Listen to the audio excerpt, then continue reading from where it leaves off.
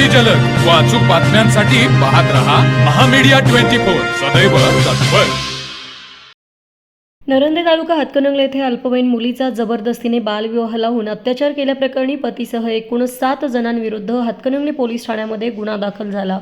या प्रकरणी ग्रामपंचायत अधिकारी चंद्रकांत शिवाजी जाधव व 51 राहणार नरंदे यांनी फिर्याद दिली। या प्रकरणी पोलिसांनी रोहन बाबासो कोठावळे पती, अनिता सुभाष कांबळे पीडितेची आई, संपदा पांडू पाटील पीडितेची मावशी, दिलीप ठाणगे पीडितेचा मामा, सुभाष महादेव कांबळे नातेवाईक, राजेश बाबासो कोठावळे दीर, अंजना बाबासो कोठावळे सासू व भीमसेन महाराज लग्न लावणारा पुजारी यांच्यावर गुन्हा नोंदवला आहे।